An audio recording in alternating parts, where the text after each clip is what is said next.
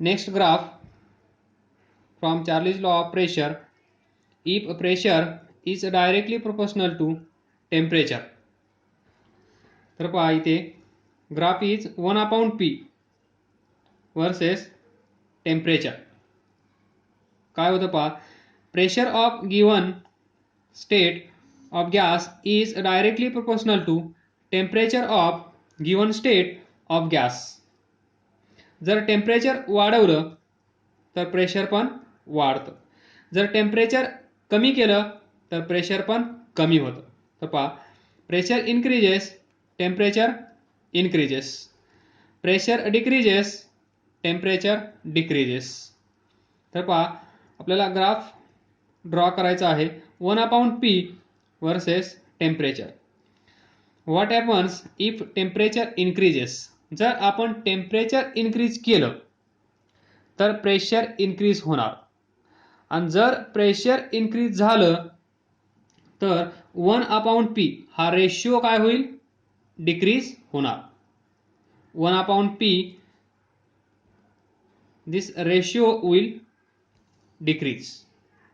मग ग्राफ कसा असेल, टेम्परेचर इन्क्रीजेस म्हणजे इकडे, त्याच वेळेस 1/p हा रेशिओ काय होत आहे, डिक्रीज. तर ग्राफ कसा असेल, पहा याच्यामध्ये इथे पहा, इथून जसं जसं आपण खाली येत आहोत तसं तसं टेम्परेचर पहा, इथे टेम्परेचर, त्यानंतर या पॉईंटला पहा टेम्परेचर, या पॉईंटला पहा टेम्परेचर, या पॉईंटला पहा, या पॉईंटला पहा.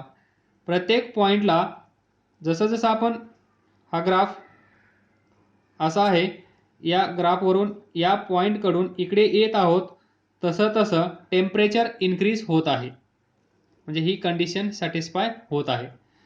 त्याचबरोबर 1/p हा रेशो वाय ॲक्सिसवर आहे, तर त्याची व्हॅल्यू पहा काय होत आहे, इथे एवढी आहे, या पॉईंटला एवढी आहे, या पॉईंटला एवढी आहे, या पॉईंटला एवढी आहे, या पॉईंटला एवढी आहे, या पॉईंटला एवढी आहे. पहा 1/p ज्यावेळेस टेम्परेचर इथे असेल समजा 10, तर 1/p इथे असेल, नंतर 20 टेम्परेचर, त्यावेळेस पहा 1/p डिक्रीज झाला आहे, इथून इथे आला. दॅट इज टेम्परेचर इन्क्रीज केल्यानंतर 1/p हा रेशो डिक्रीज होत आहे. हे इथून पण दिसत आहे आणि या लॉजिकवरून पण तुम्हाला काढता येईल. टेम्परेचर इन्क्रीजेस, प्रेशर इन्क्रीजेस, आणि प्रेशर इन्क्रीज झाल्यामुळे 1/p हा ratio decreases. Next graph p versus 1/t.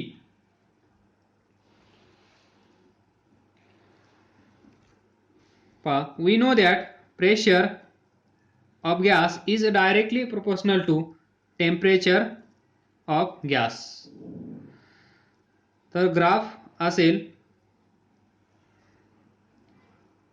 p इथे, 1/t इथे. तर 1/t इन्क्रीज करण्यासाठी 1/t इन्क्रीज करण्यासाठी t काय करावं लागेल, t डिक्रीज झाला पाहिजे. टेम्परेचर जेव्हा डिक्रीज होईल, टेम्परेचर जेव्हा डिक्रीज होईल तेव्हा हा रेशो काय होईल, इन्क्रीज होईल. पहा टेम्परेचर डिक्रीज झाला त्यावेळेस 1/t हा रेशो काय होईल, इन्क्रीज होईल. आणि t डिक्रीज म्हणजेच या लॉनुसार जर t डिक्रीज झाला तर प्रेशर काय व्हायला पाहिजे, डिक्रीज. तर पहा ही सिच्युएशन दाखवणारा ग्राफ कसा असेल, सेम याच्यासारखा.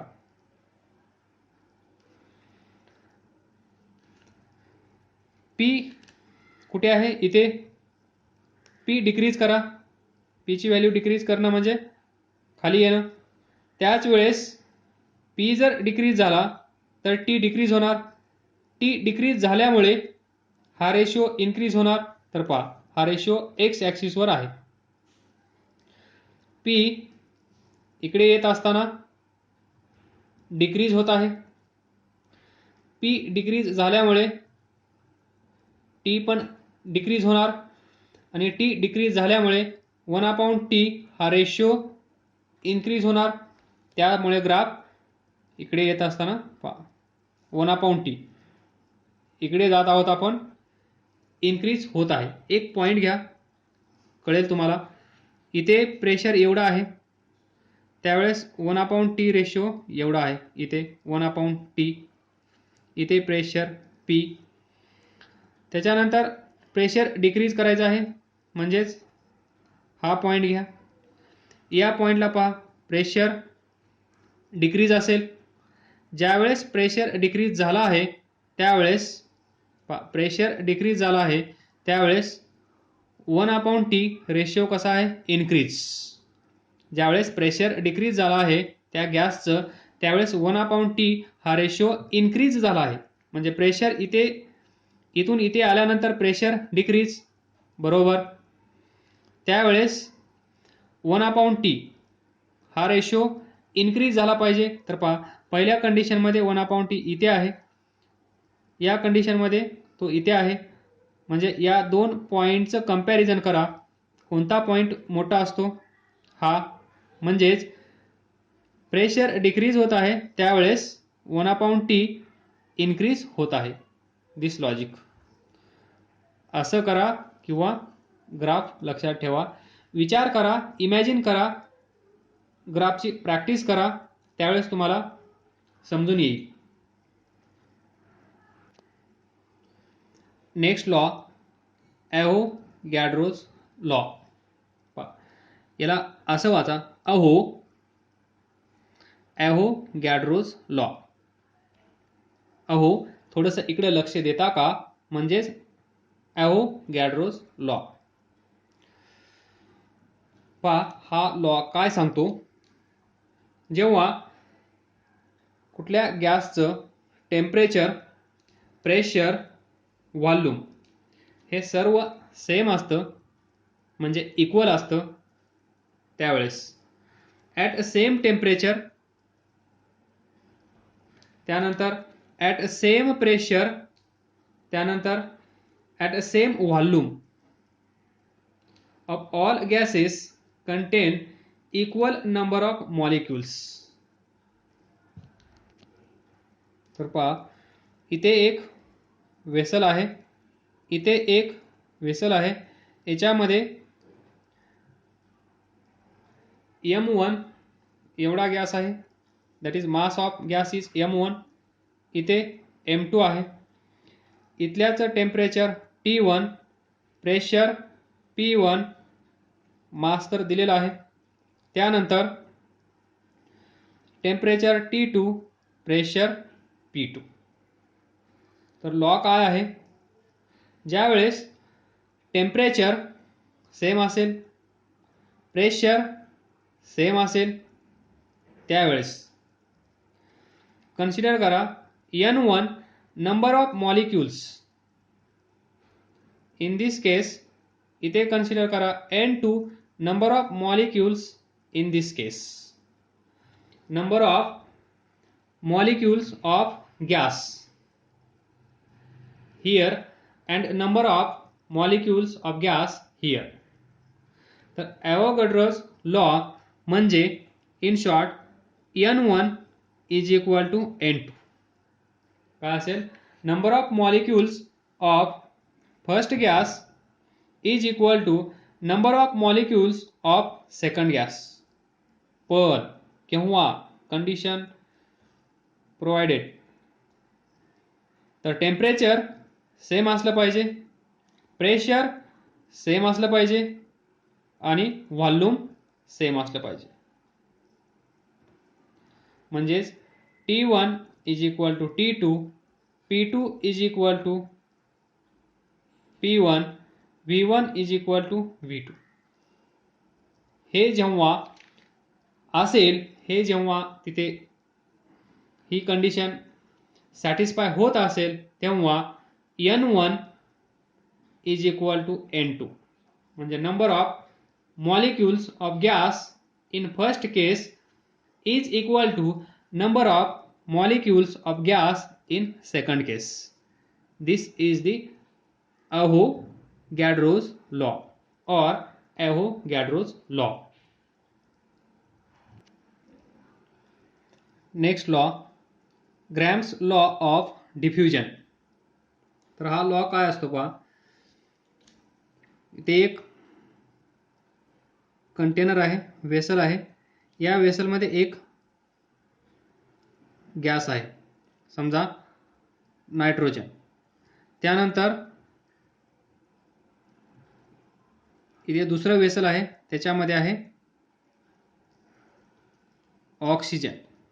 तर हे दोन वेसल्स एकमेकांना ज्यावेळेस आपण असे कनेक्ट करू त्यावेळेस O2 आणि N2 मिक्स होतील. हे इकडे जातील, हे इकडे जातील, आणि हे तुम्हाला माहीत आहे high concentration region to low concentration region कडे जात असतात. जसं आपल्याला माहीत आहे हायर टू लोअर, इथे पण तेच आहे, higher concentration region to lower concentration region. तर पहा, हे ज्यावेळेस मॉलिक्युल्स, हे जेव्हा गॅस मॉलिक्युल्स असे एकत्र आपण ठेवल्यानंतर हे रिजन चेंज करतील, हे इकडे जातील, हे इकडे जातील, त्याला आपण म्हणतो डिफ्युजन. तर ग्रॅम्स लॉ ऑफ डिफ्युजन हे कशावर डिपेंड आहे हे सांगणारा लॉ म्हणजे ग्रॅम्स लॉ ऑफ डिफ्युजन. थोडक्यात या वेसलमध्ये काही मॉलिक्युल्स असतील, या वेसलमध्ये काही मॉलिक्युल्स असतील, या दोघांना ज्यावेळेस आपण एकत्र करू O2 प्लस N2 असं एकत्र आणल्यानंतर ते मॉलिक्युल्स इकडून तिकडे किंवा तिकडून इकडे जातील, त्याला आपण म्हणतो डिफ्युजन. आणि कोणते मॉलिक्यूल कुठे जातील हे सांगणारा लॉ म्हणजे ग्रॅम्स लॉ ऑफ डिफ्युजन. तर पहा, when two gases at same pressure,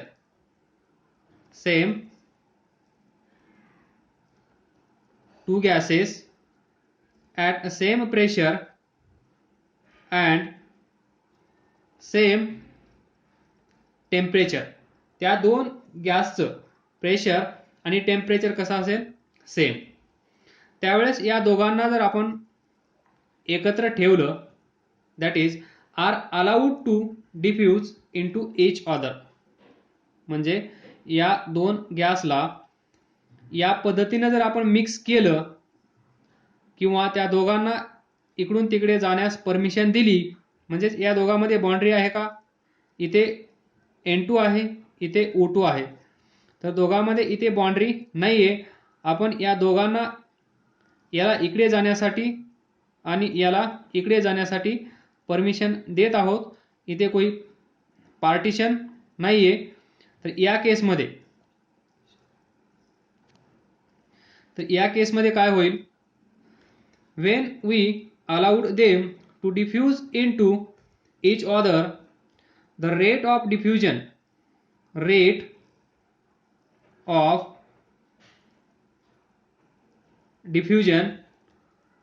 of each gas is inversely proportional to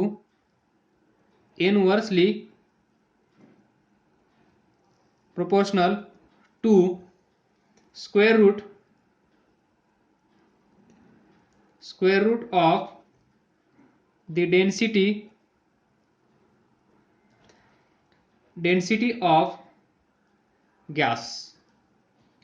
म्हणजे हा जो डिफ्युजन रेट आहे, diffusion of each gas is inversely proportional to square root of the density of gas. म्हणजे rate of diffusion जर आपण R consider केला, density of gas जर row असेल, तर हा लॉ काय असेल पहा, शॉर्ट मध्ये R is directly proportional to 1 upon square root of density. म्हणजे ज्याची डेन्सिटी जास्त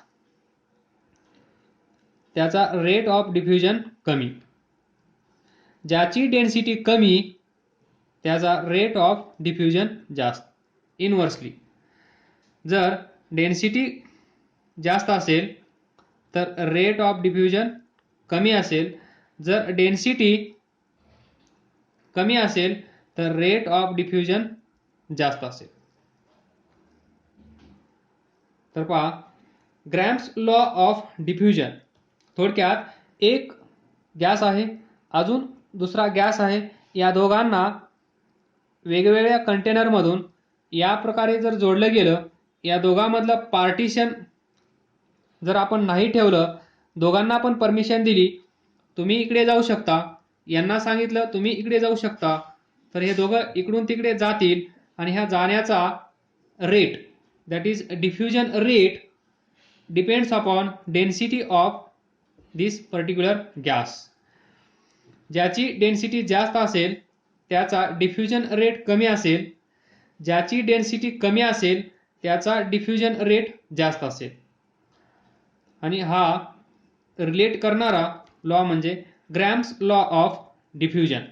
that is R is directly proportional to, R म्हणजे काय, rate of diffusion of gas is directly proportional to 1 upon square root of density, किंवा rate of diffusion is inversely proportional to square root of density. कसंही read करा, काही problem नाही. Directly म्हणल्यानंतर total term, inversely म्हणल्यानंतर फक्त ही term. तर पहा प्रॉब्लेम सोडवण्यासाठी हा law R1 upon R2 is equal to inversely, तर इथे काय असेल, density second gas divided by density first gas. This is the relation जे आपल्याला प्रॉब्लेम सॉल्व करण्यासाठी हेल्प करेल. तर पहा what is diffusion rate, that is R. What is R? If V is volume of gas, if V is volume of gas diffuse in time t, म्हणजे एवढा gas आपण diffuse केला एवढ्या वेळेमध्ये, तर रेट ऑफ डिफ्युजन काय असेल, V by T. V by T. एवढा गॅस 5 मीटर क्यूब, एवढा गॅस आपण डिफ्यूज केला 2 सेकंदामध्ये, तर काय असेल 5 by 2, 2.5 is the diffusion rate of that gas. तर हा कसा लिहिता येईल प्रॉब्लेम सोडवण्यासाठी, R1 upon R2 is equal to, gas व्हॉल्यूमला कसा आहे directly proportional to V1 upon V2 into time कसा आहे इनवर्सली, तर इथे असेल T2 अपॉन T1.